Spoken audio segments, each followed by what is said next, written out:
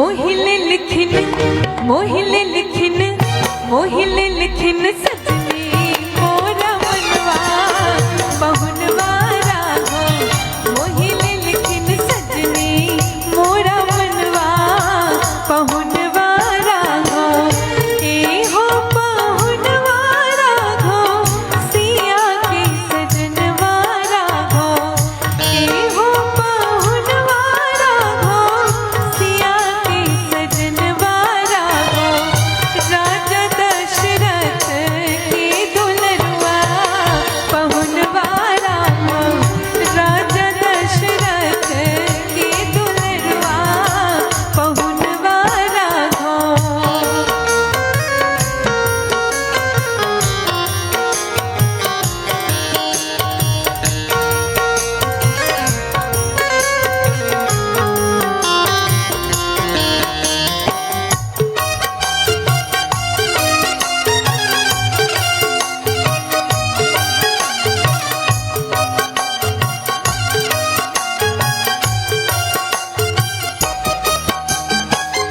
अखियन में कारी काजल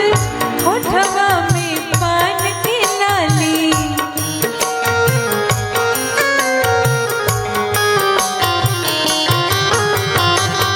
अखियन में कारी काजल होठवा में पान की लाली लाल लाल सिर पर है पगड़िया बहुनवा राघो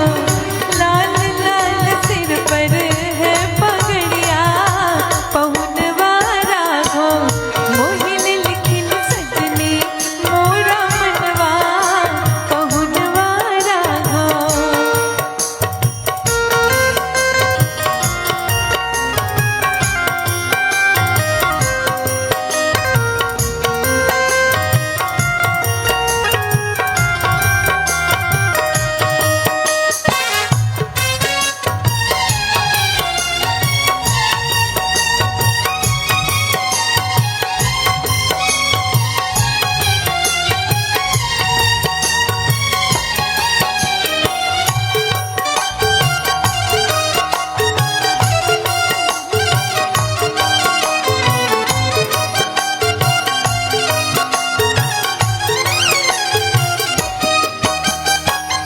चलो चलो परिछन सखी है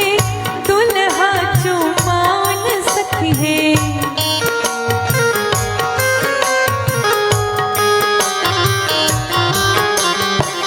अभी थोड़ी ही देर में डाला सजाकर आएंगी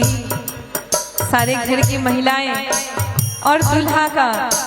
परिछन होगा उसकी चर्चा है। चलो चलो